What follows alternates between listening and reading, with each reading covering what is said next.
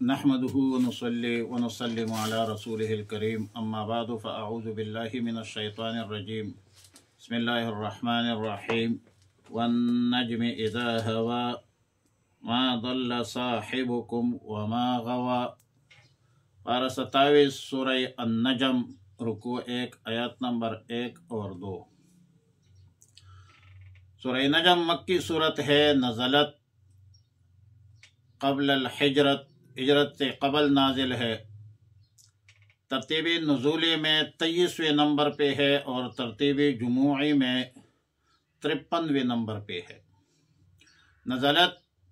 قبل سورت عبس وتولی وبعد سورت الاخلاص۔ لفظی مناسبت تو واضح ہے کہ سورہ نجم سورہ طور کے آخر میں فرمایا وَإِدْبَارَ النُّجُومِ،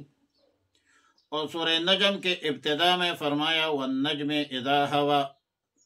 ماقبل سورت سورہ طور میں بھی وحی کا ذکر تھا، سورہ نجم میں بھی وحی کا ذکر ہے۔ امام الاولیاء امام احمد علی لاہوری رحمہ اللہ الباری موضوع سورت بیان فرماتے ہیں کہ رسول اللہ صلی اللہ علیہ وسلم کے ارشادات وحی الہی ہے اور تمہارے معتقدات ظن اور تخمین پر مبنی ہے۔ سورہ نجم کی خصوصیت یہ ہے کہ یہ سب سے پہلی سورت ہے جس میں آیت سجدہ نازل ہوئی ہے۔ رسول اللہ صلی اللہ علیہ وسلم نے سجدہ تلاوت فرمایا اور اس سجدہ میں عجیب صورتحال یہ پیش آئی کہ رسول اللہ صلی اللہ علیہ وسلم نے یہ سورت مجمع عام میں تلاوت فرمایا، جس میں مسلمان بھی شریک تھے، کافر بھی شریک تھے، موافقین مخالفین سب موجود تھے۔ اور جب رسول اللہ صلی اللہ علیہ وسلم نے آیات سجدہ پر سجدہ کیا تو سب مسلمانوں نے رسول اللہ صلی اللہ علیہ وسلم کی اتباع کر کے سجدہ کیا۔ تعجب کی بات یہ ہے کہ تعجب کی جو بات ہے یا تعجب کی جو چیز ہے وہ یہ ہے کہ جتنے بھی کفار ادھر موجود تھے وہ بھی سجدہ کر گئے، صرف ایک متکبر شخص تھا جس کے نام میں اختلاف ہے، اس نے سجدہ نہیں کیا، مگر اس نے بھی زمین سے ایک مٹی اٹھا کر پیشانی کے ساتھ جو ہے لگا دی اور کہنے لگا کہ بس یہی کافی ہے۔ سیدنا عبداللہ ابن مسعود صاحب النعلین والسواک والوسادہ فرماتے ہیں کہ میں نے اس شخص کو حالت کفر میں مرا ہوا دیکھا ہے، رواہ البخاری و مسلم و اصحاب السنن۔ والنجم اذا ہوا، نجم ستارے کو کہتے ہیں جس کی جمع نجوم آتی ہے، اور سورہ طور کے آخر میں وہ ادبار النجوم آیا ہے تو نجوم جمع ہے نجم کی۔ کبھی خاص طور پر ثریا ستارے کے لیے یہ لفظ استعمال ہوتا ہے جو چند ستاروں کا مجموعہ ہے، اور بعض مفسرین نے اسی بنیاد پر نجم کی تفسیر ثریا سے کی ہے، جبکہ اکثر مفسرین نے مطلق ستارے کو ترجیح دی ہے، قذافی تفسیر القرطبی۔ وعلی کل حال کوئی بھی ستارہ ہو، ثریا ہو یا عام خاص ستارہ ہو یا عام ستارہ ہو، لیکن معنی یہ ہوگا کہ قسم ہے ستارہ کے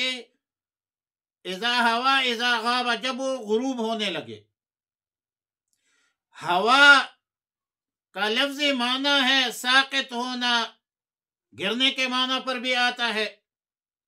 ستارے کا گرنا اس کا غروب ہوتا ہے۔ آیت مذکورہ میں اللہ تعالی نے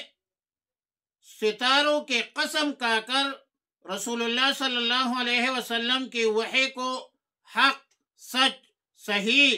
اور شکوک و شبہات سے بالاتر تاکیداً ارشاد فرمایا، اور اللہ کو اختیار حاصل ہے کہ خاص حکمتوں کے اساس پر، خاص مصلحتوں کی بنیاد پر اپنے خاص مخلوقات پر قسم اٹھاتے ہیں۔ البتہ انسانوں کو یہ اجازت نہیں ہے کہ اللہ کے بغیر کسی غیر پر قسم اٹھائے۔ آیت مذکورہ میں اللہ تعالیٰ نے ستاروں پر قسم اٹھایا، اور غالباً اس میں حکمت یہ ہے کہ ستارے اندھیری رات میں سمت متعین کرتے ہیں، راستے بتلانے کے لیے ہوتی ہے، اور ان سمتوں کی مقصود کی طرف جو ہے وہ ہدایت ہوتی ہے۔ تو جس طرح ستارے راستہ بتلاتے ہیں، سمت متعین کرتے ہیں، اور سمت کو کی جو تعین ہے وہ مقصود ہوتی ہے، اس طرح رسول اللہ صلی اللہ علیہ وسلم بھی اللہ کے راستے میں اللہ کی طرف سے ہدایت کے لیے اللہ تعالیٰ نے مبعوث فرمایا ہے، ہادی ہے۔ ہدایت کے لیے، عالم انسانیت کے رشد و ہدایت کے لیے، صلاح اور فلاح کے لیے اللہ تعالیٰ نے رسول اللہ صلی اللہ علیہ وسلم کو مبعوث فرمایا ہے، اور اللہ نے ستاروں پر قسم اٹھایا ہے، اور جواب قسم یہ ہے کہ ما ضل صاحبکم وما غوی۔ معنی یہ ہے کہ رسول اللہ صلی اللہ علیہ وسلم جس راستے کی طرف لوگوں کو دعوت دیتے ہیں وہ راستہ صراط مستقیم ہے، وہ راستہ سیدھا راستہ ہے، رضائے الہی کا راستہ ہے۔ رسول اللہ صلی اللہ علیہ وسلم اس سیدھے راستے کو بھولے نہیں ہے،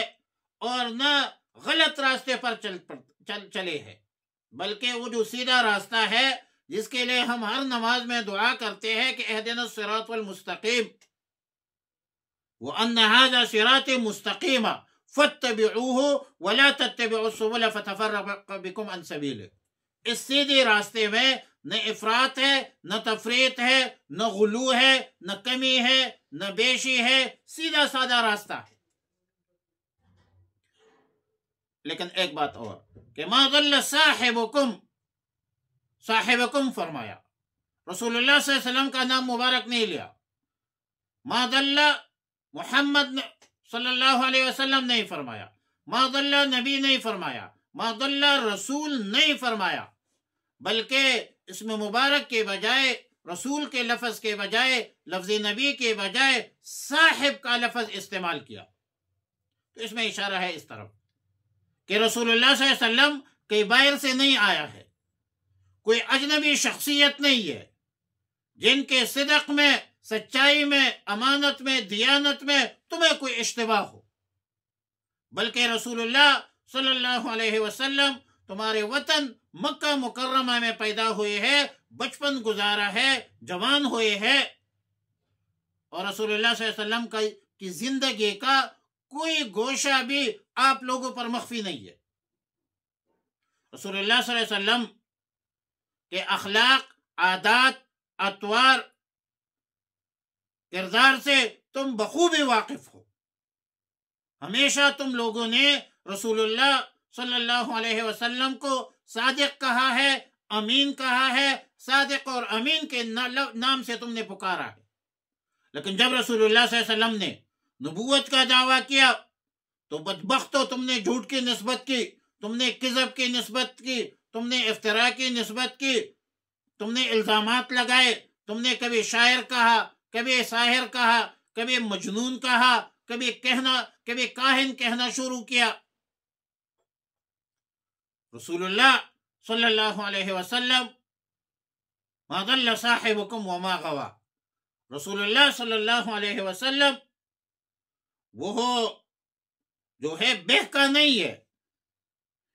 تمہارا ساتھی بے راہ نہیں ہوا ہے۔ تو اللہ تعالیٰ نے قسم اٹھایا، اور اللہ تعالیٰ جب قسم اٹھاتے ہیں اور اپنی قدرتوں پر اٹھاتے ہیں تو تاکید کے لیے اٹھاتے ہیں، اور قسم ہوتی ہے تاکید کے لیے۔ تو فرمایا والنجم،